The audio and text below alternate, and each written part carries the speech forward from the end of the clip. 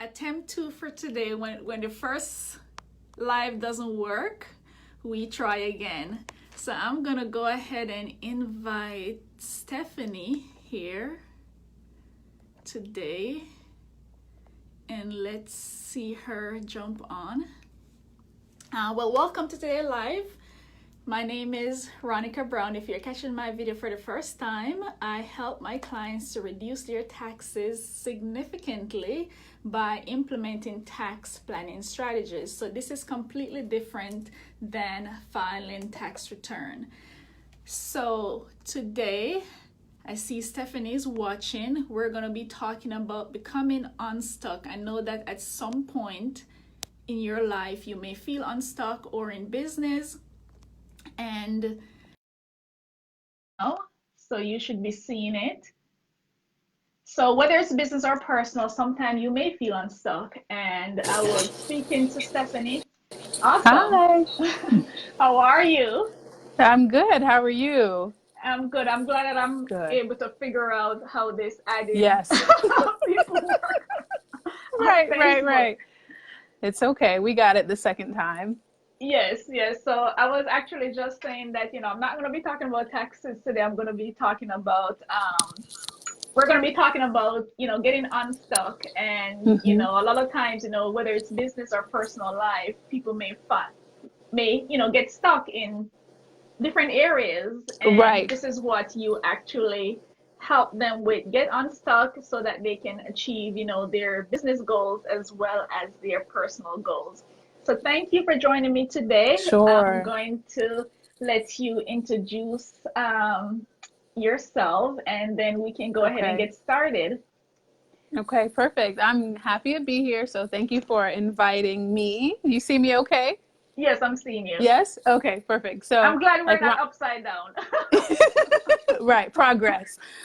So my name is Stephanie Nichols. Just like Monica said, I am the owner of Mindful Therapy Works. It is a private practice dedicated to treating difficulties with mental health. And I see clients, adults, college students, some teenagers as well that may be struggling with anxiety, depression, adjustment issues, stress management, and like you said earlier, just working a lot of that mindset, being stuck in businesses and in life. I help them come up with goals. We work on their goals, and I pretty much set them free back into their environment.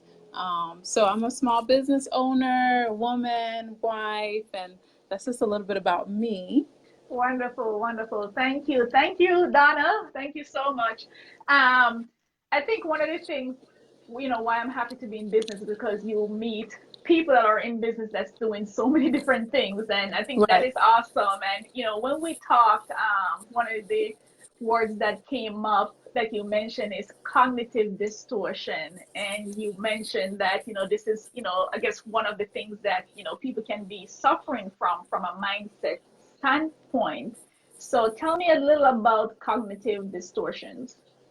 Sure. Cognitive distortions. If you break up the word cognition, we think about the brain, right? And we look at distortions. Something is wonky, something is twisted, right? Mm-hmm. So cognitive distortions are pretty much irrational thoughts that we've adopted over time that we believe are true when they're really not. They're sneaky. They creep up at the last minute. They interrupt, our flows and our thinking processes, and they can affect our emotions, and they can affect what we do, and if we're able to progress forward, if we actually believe the distortions that come up for us. So, since I didn't know much about this, I went to Google.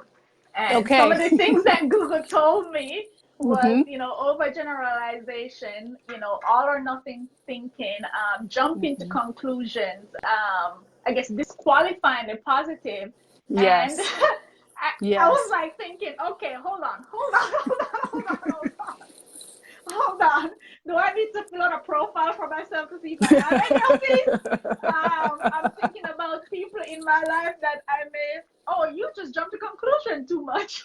Right. So it Yeah. seems like these things are things that probably sometimes, even myself may have considered like, normal. That's just someone's personality.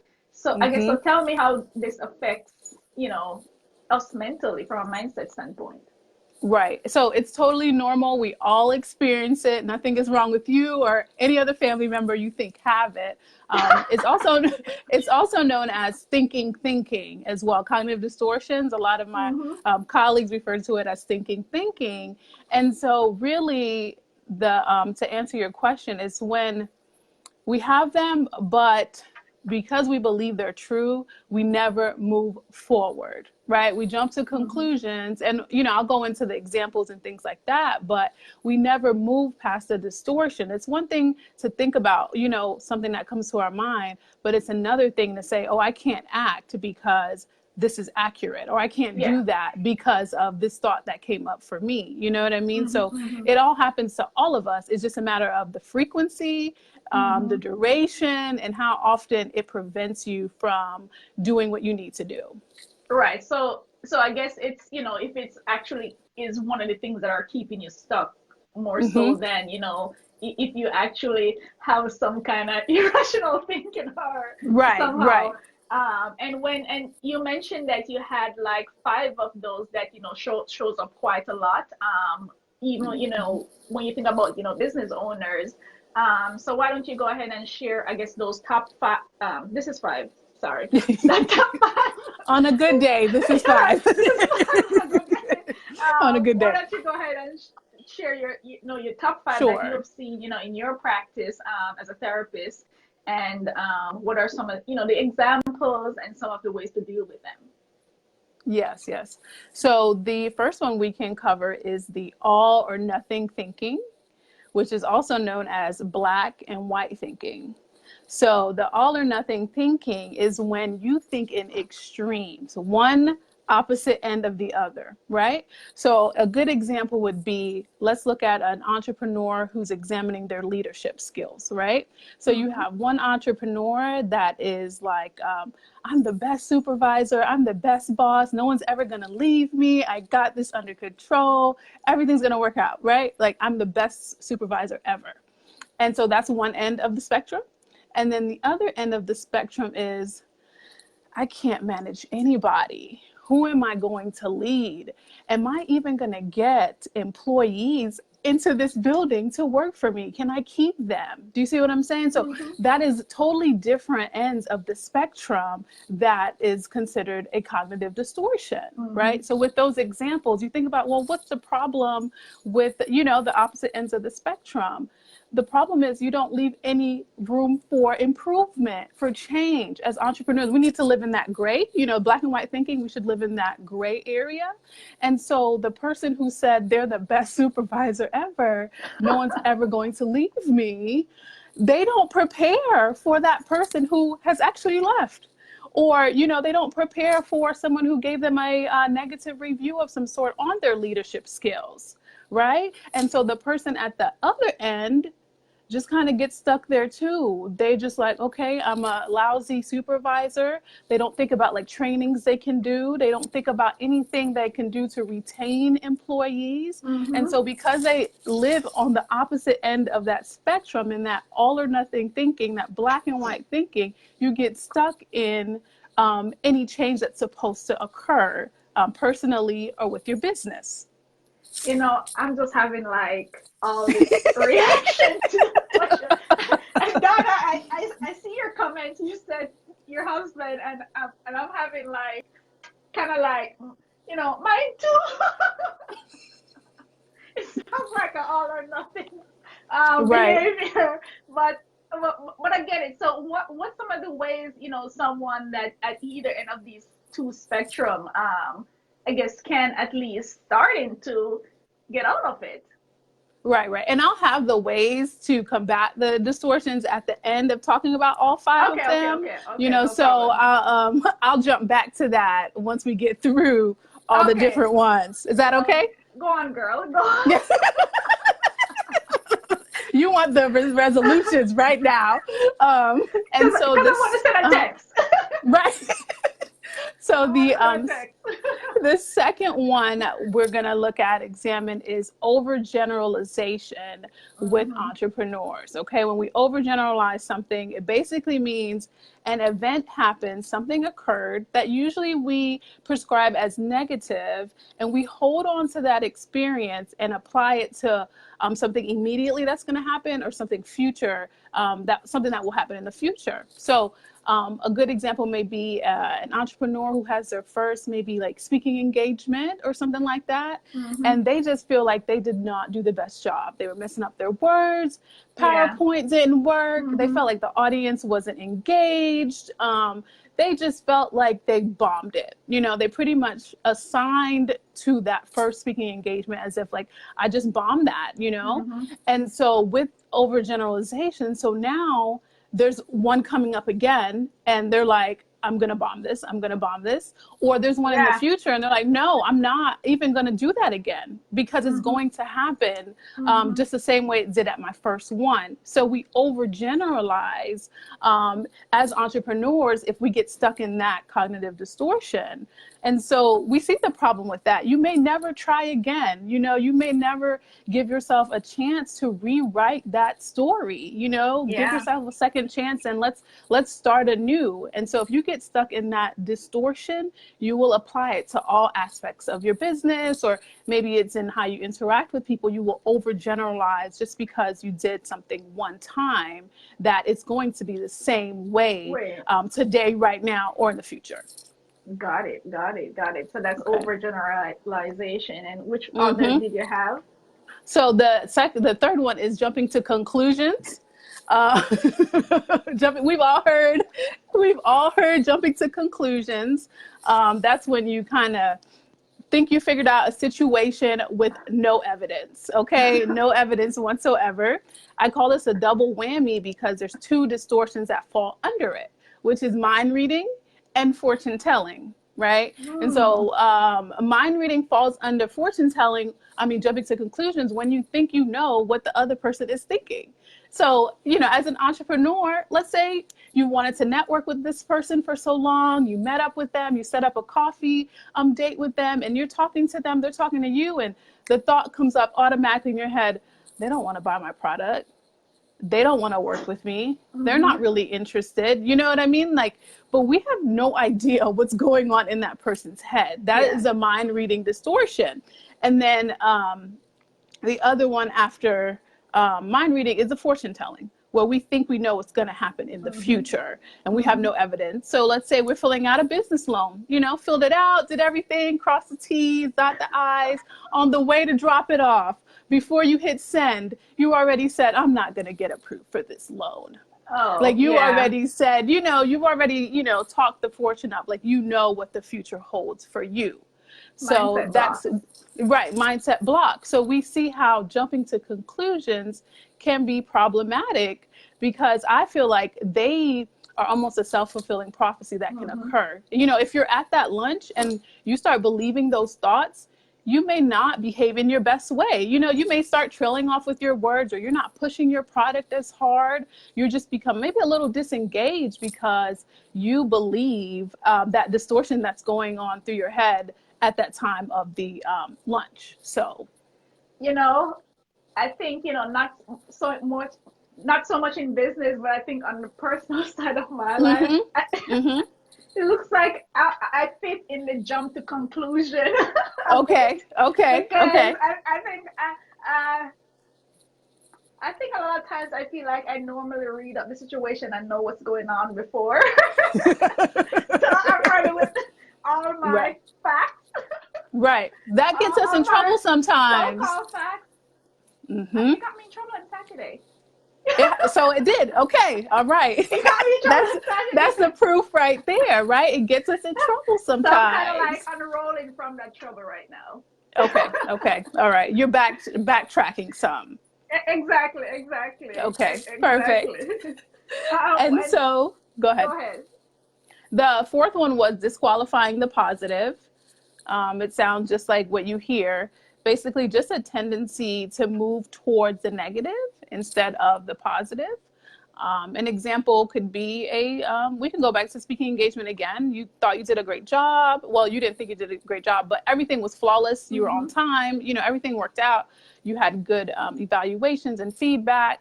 But for some reason, you got stuck on the number of attendees. Like you thought it was going to be more people in attendance. Yeah. And you don't understand why more people didn't show up or why didn't so-and-so show up, right? So we disqualify all that good that I just mentioned, and we just kind of get stuck in the negative. We disqualify all the positive, right? And so with entrepreneurship, building businesses, we need those small wins. We need the small wins, wherever we can take them. And, just disqualifying all the good just kind of puts us in down in the funk. And, as entrepreneurs, we always have something to do. So when you don't take a moment to kind of relish in the joy, somebody spoke about joy on your show the other day. If we don't take in some joy, we push it to the side, go to the next thing.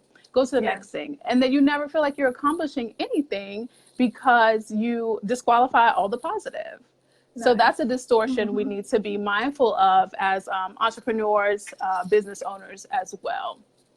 Awesome. And so that was the fourth one. And the fifth one, so that was disqualifying the positive. And what's the fifth one? The fifth one is personalization. We've all heard, don't take that so personal. Why are you taking that so personal?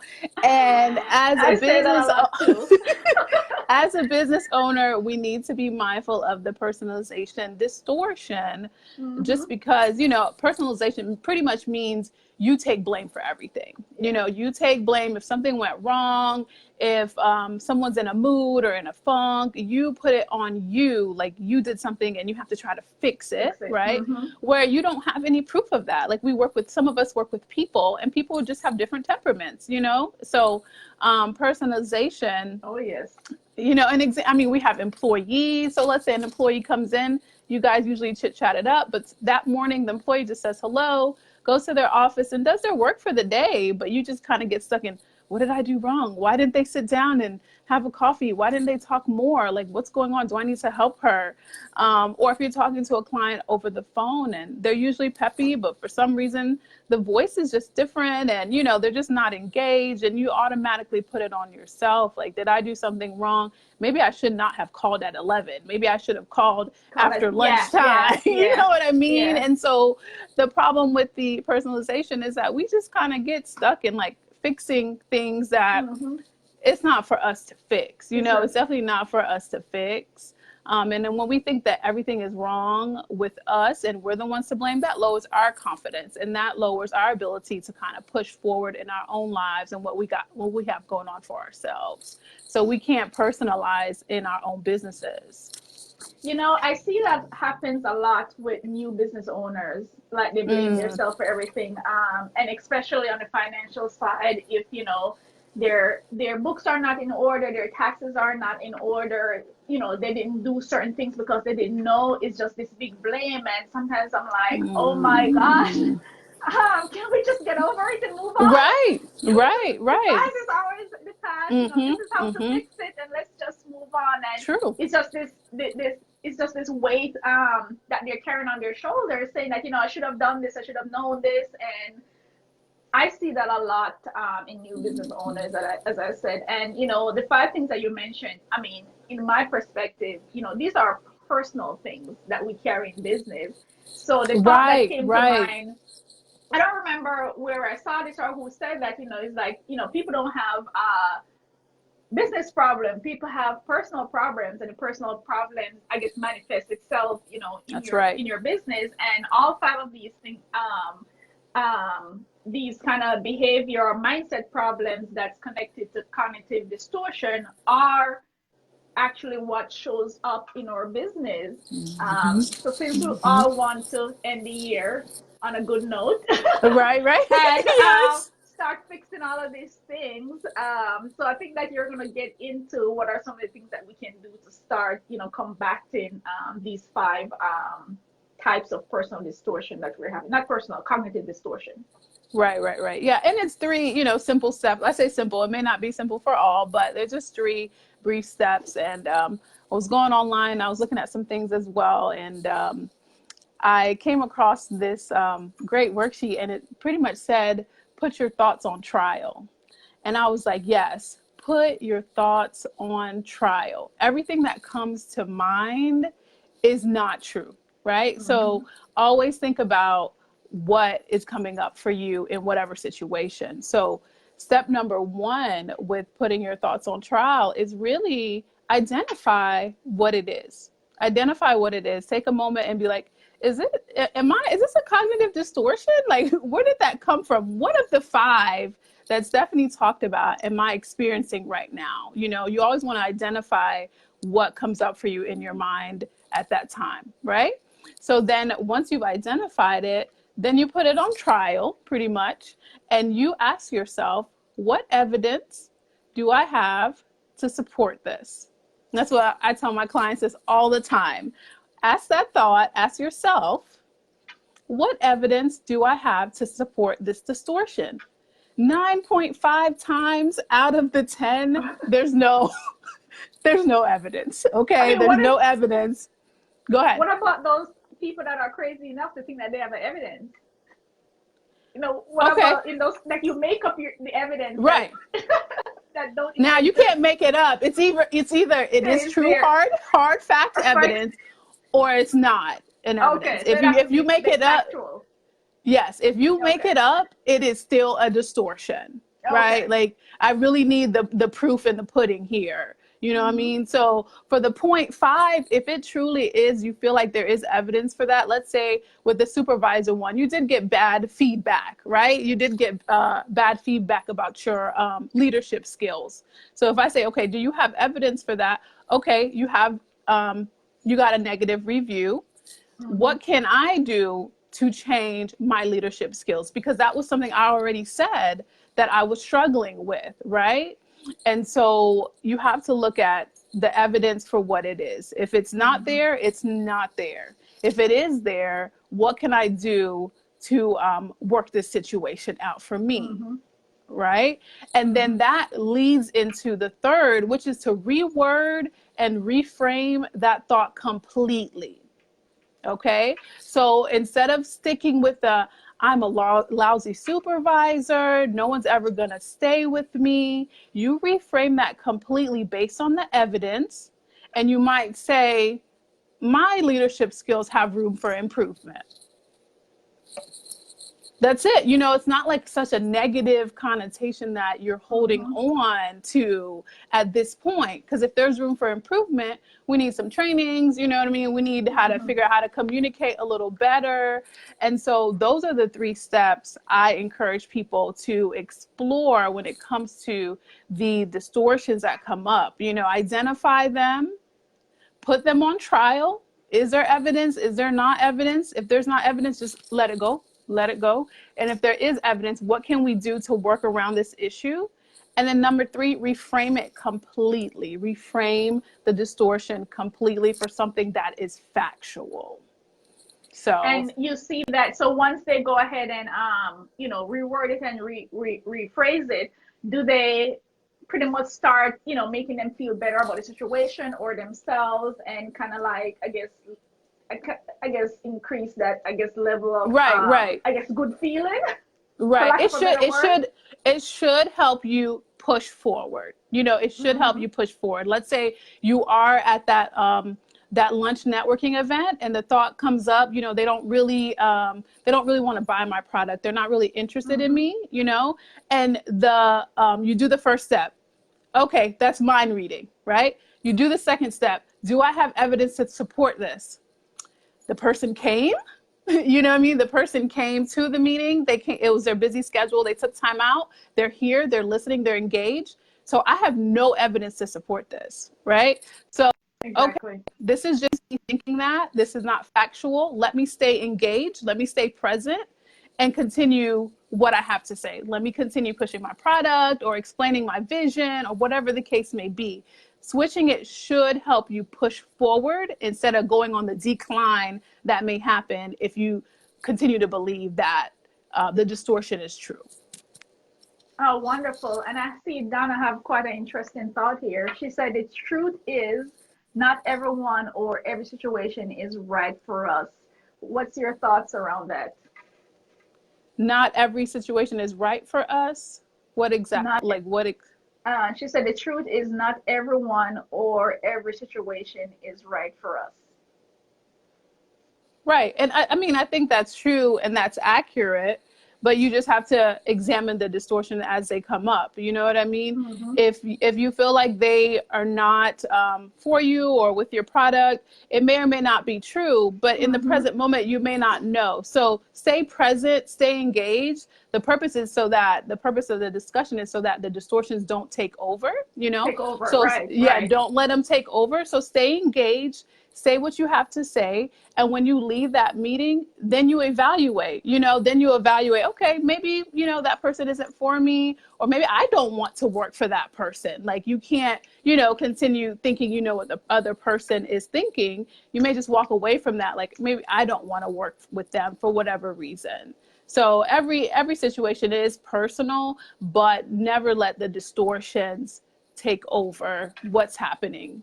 Yes, and and I think that in order to not let it take over, and when you're in Mm-hmm. business, I think that, well, for me, it's being in business that let me realize how mindset is so important. Right, right. So I think that this is actually more detrimental for people who are in business, because that's what you're getting up each and every day to do. So Mm-hmm. if you're feeling like you're stuck, you can't break Right. through. So whether it's these top 5 items, because also mindset can take different areas, and Mm-hmm. cognitive distortion. I have to look. You gave me a new Mm-hmm. word.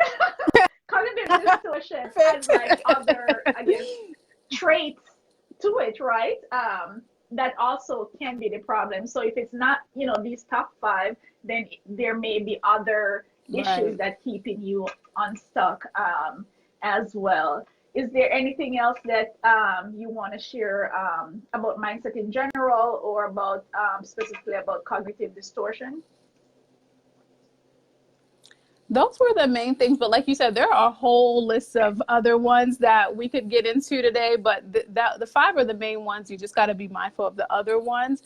And mindset is Mm-hmm. everything for a successful business, And so I want people to always question the thoughts that come into their heads, especially if they do feel like they're stuck, especially if they can't meet their goals, if they say they're going to do Mm-hmm. one thing, but then that doesn't happen. You have to start questioning, is it the business? Is it the people? Or is it things that I'm saying to myself? Or are they thoughts that I'm thinking that are automatically popping up that I'm accepting as true? And that's preventing me from moving forward. So mindset is 100% key to a successful business, and I think you can attest to that as well. Just don't neglect it. Don't neglect it at all. Just recognize if there's an issue and try to combat it. Wonderful. Thank you so much. I learned a lot. That's a lot of, great information that you shared today. I definitely Okay. have a new word to use when, people are overly blaming themselves to the point Yeah. that they're not taking action, the over Right. personalization. And I think I Hmm. have, a step for, for the all or nothing thinking. So I'm going to queue Yes. up a message to send after this. So that one, gives me information personally Okay. to go ahead and relay on how to, stop doing that, or realizing that you're doing that. But anyways, I don't Right. want to get myself in any more trouble. So, No. but No. thank you so much for joining me today. And I linked if you guys wanted to hear more from Stephanie, I tagged her in this post, and if you have a link, you can also share as Okay. well. I will drop Um, my website down below. And I also just relocated, so my office is open now for new clients if they feel like they can't get unstuck themselves and are having a right. difficult time. So my office is open now. I'm off 2900 Paces Ferry Road. I take insurance, self-pay. So if people feel like they need a little bit more, they could always contact me on my website as well. Are you only work? Do you work with only people that own businesses, or you work with people that No, in corporate as well? I work in corporate. I do workshops, you know, one-on-one individual in the office. Outside of the office, I do workshops. I do small, large group presentations. Mm-hmm. So I'm open. I usually talk about work-life balance, like I said before, Mm-hmm. stress management, adjusting to major changes that are occurring in life. I've spoken to teachers. I've spoken to the solicitor's office, lawyers. So I'm open. Okay, wonderful. Well, thank you so much. Thank Thanks you. everyone that's watching live. If you didn't catch it live and you're watching the replay, send us a comment as well or like the video. Again, I am Ronica and I help my clients save anywhere from $5,000 to up to $200,000 is my new record in 2019 on their taxes using tax planning strategies. Yeah, today I talked to Stephanie Nichols and she shared ways on how to get unstuck in business and meet your goals. So if you want more information on that, you can contact her and she will post her information below. Have a good day. Thank you. Thank you.